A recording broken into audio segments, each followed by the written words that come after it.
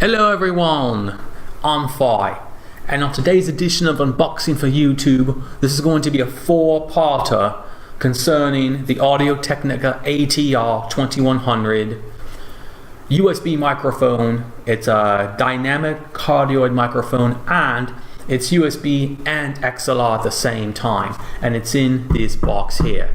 So let's get to opening it up.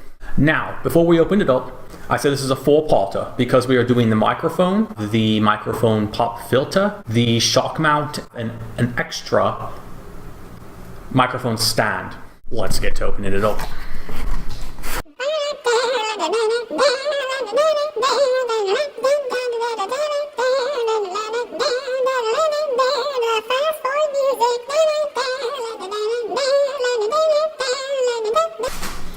We are going to unbox the Audio-Technica 2100 ATR. As you can see, I am using currently a blue Snowball ICE. And my fault, I wanted to get the blue Snowball, which has more than one directional choice. You can do cardioid or omnidirectional.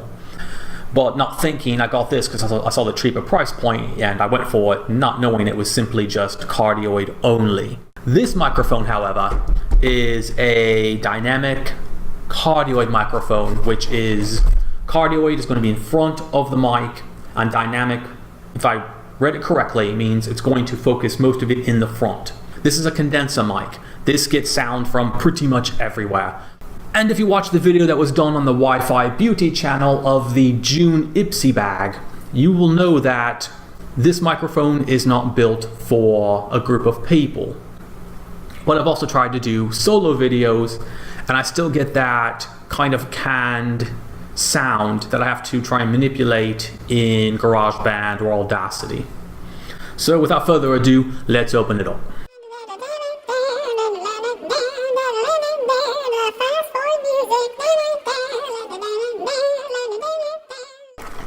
Alright, so inside we get the microphone, the XLR cable, the microphone holder, the tripod stand, and the USB cord.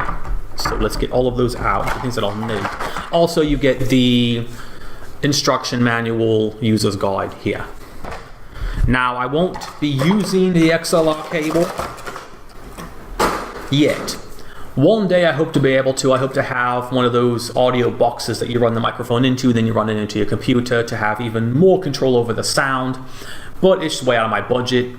But I did get the Audio-Technica for that reason, because it has the capabilities in the future to be an XLR microphone. I'm back with a piece of foam board because this table's a little dark and I want you to be able to see the products. So here's what comes inside the box with the XLR cables down there. Immediately upon picking this up, I realized this microphone stand is a little cheap. It feels plasticky. Well, it feels cheap. The blue Snowball ICE's microphone feels more metallic. This feels like this is plastic. So that kind of worries me, just because this is a rather weighty microphone. It has some heft to it. We'll see how it does. So I'm going to screw the microphone onto that. Then we're going to put the microphone into that. This is super easy. Alright, so before we get this all set up, on the bottom of the microphone you have the USB jack here, XLR input here, you have your headphone jack here, and you can adjust your volume, I assume, with this little thing here. Now we are unwrapping the USB. In comparison to the blue Snowball ICE, its USB cord is very sturdy. This just feels really sturdy, like it wouldn't break. You would need to really put some torque on it to even snap it or bend it or in any way damage it. This feels like your standard, like the USB cables we get for our chargers for our phones. Kind of feels like that. But a positive is it is much longer. I would say this thing is easily 5 feet. You know, this is almost as tall as me. So, very cool. This is folded in half and it still goes this long. It's a very long cord. So that is very cool. Right, now we're going to plug it in. And I will be right back with this hooked up using this microphone, no longer using this one. So be right back. And we're back. We now have the Audio Technica plugged in to the USB on the computer, and hopefully you can hear a difference between this microphone and the blue Snowball ICE that I was using previously. We have it on the stand, as you can see. The stand does feel, I mean, I'm shaking it just a little bit and it's a little precarious. I would probably honestly use the blue Snowball ICE stand. We're going to go ahead and rotate it 360 degrees and keep talking while we do it so you can hear the microphone sound as it gets moved around in a circle. And we come back to my face here. I apologize for any harsh noise or any mouth noise. I do not have any filters on it yet. Let's move it about a foot away, and this is what it sounds like about a foot away from my mouth. And let's bring it back close where it is designed to be. All right, so this is the microphone plugged in. I'm going to take it out of here. There's an on-off switch here, in addition to the ports and plugins here. Hopefully this is as good as I've heard it was online.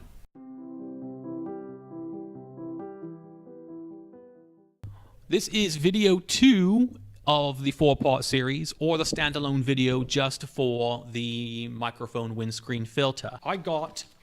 This is the brand I got. It is On Stage Gear foam microphone windscreen. Says fits over most standard microphones. And it is model number ASW S58-B. I got this on Amazon for, I believe, like $2.95 US as an add-on. So let's open it up and then put it on. All right. Now, I'm going to unplug the microphone while I put this on so you don't hear any weird grating, scratchy noises while I do this. I've never put one of these on before. Put it here. So this will be my first time. It looks very large, and that's what I wanted. I want a very thick foam windscreen microphone cover. So I'm going to unplug it and put it on.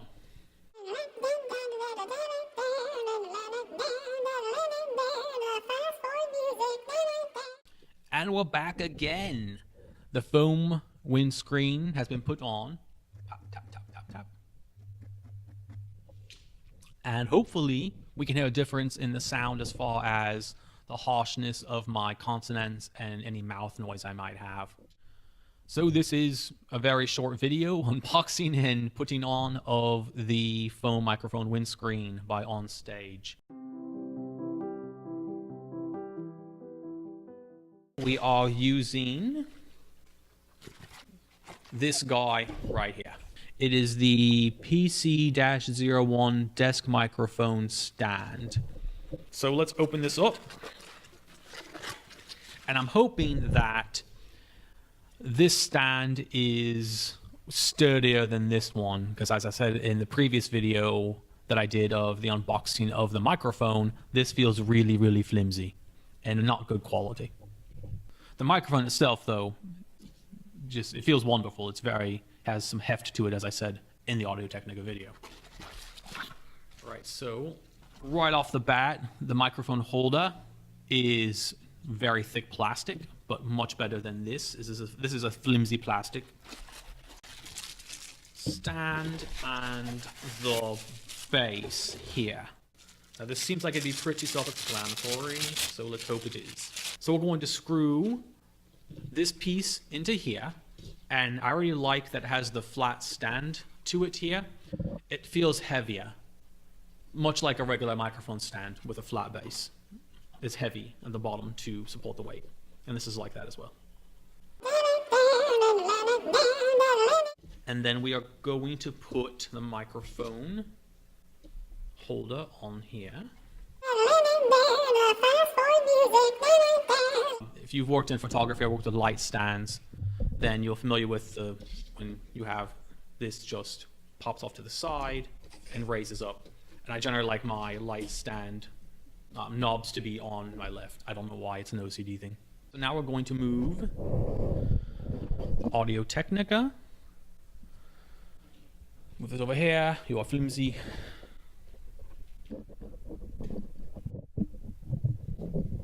Okay, so off the bat, it immediately doesn't seem to fit as well. Just stretch it out.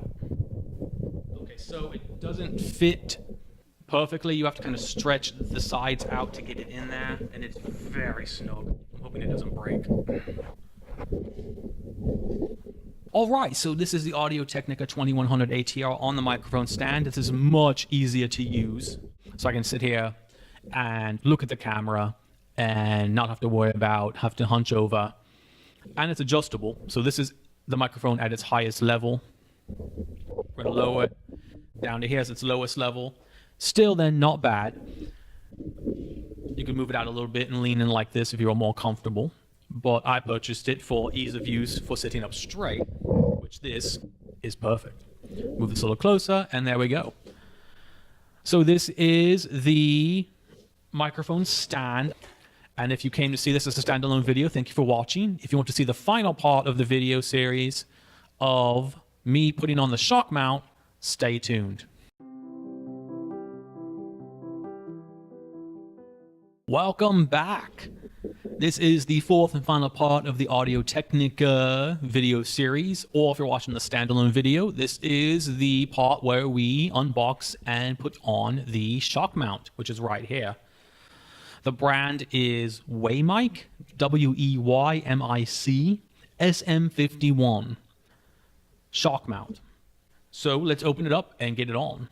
And then after I put it on, I will then cut to a video in my actual studio room where it will be on my scissor stand and we can see it in action.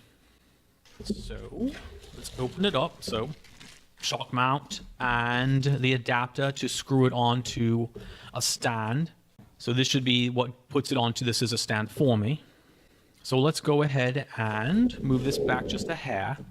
I'm going to move this down so I can lean in. There we go. Let's open it up. And there you go. It's a very basic shock mount, which is fine. That's what I wanted. Very basic shock mount. It's heavy. It's metal. It's heavy metal. Ha. I found this because of the YouTube channel Income School. They did a really good review of the Audio Technica mic side by side with a podcaster or a Procaster. And this is the shock mount that the gentleman was using in the video, as well as this stand. So I got both. We're going to unplug it and then put it on here and then talk about it really quick before I go to the scissor arm and attach it to there. And we have kind of a dilemma. The dilemma is this is entirely too big for this. So I'm going to unplug the cord from here and then just show you visually with no sound what it looks like. And I need to figure out if I'm going to send this back or if I'm going to try and MacGyver it and make it work. I might need to watch a couple videos online to see if anyone else had this problem, or check the Amazon page where I bought it from, and maybe there's something in the comments. So stay tuned for the video of me trying to put this in here and you can see why it's way too big.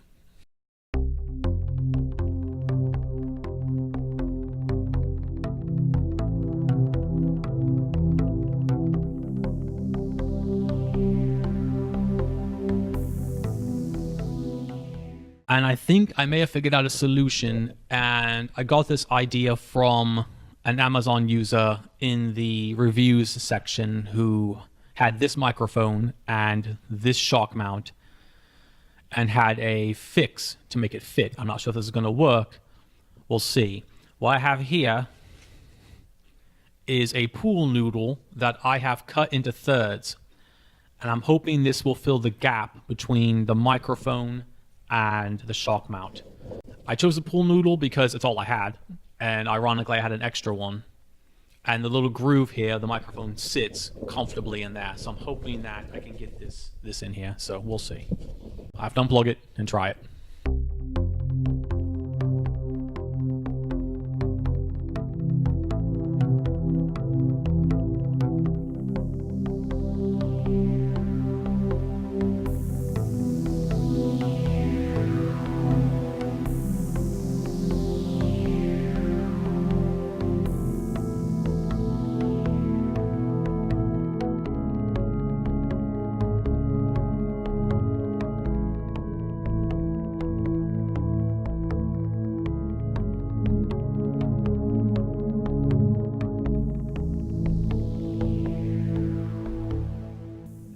ATR 2100 Audio Technica mic is inside the shock mount with a little bit of MacGyvering.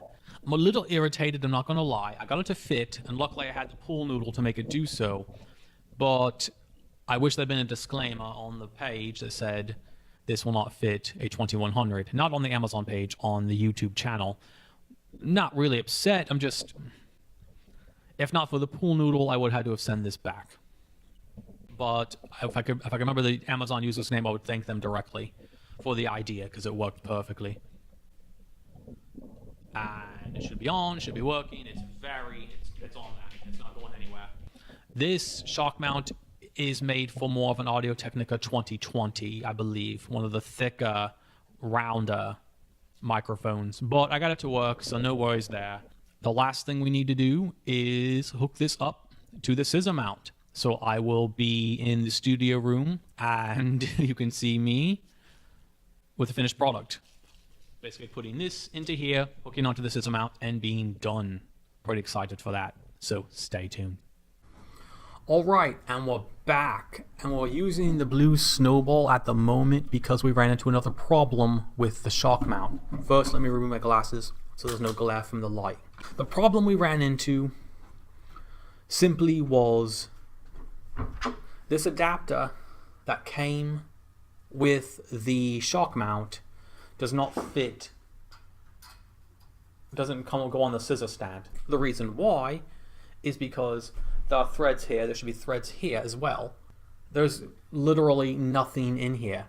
There's a little bit of threading right here, but then after that, it's flat. It looks flat to me. I mean, if there's threads, I can't see them.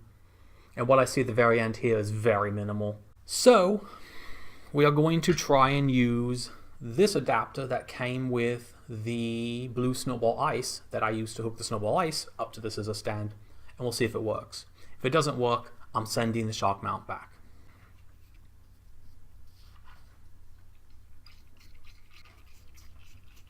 So it screws in there, and now we're going to try and put it onto the scissor arm.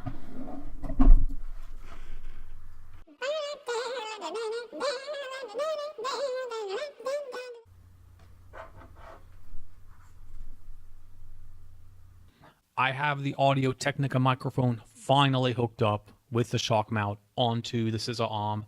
The brand of scissor arm is Neewer. It's just the regular Neewer one you can get on Amazon.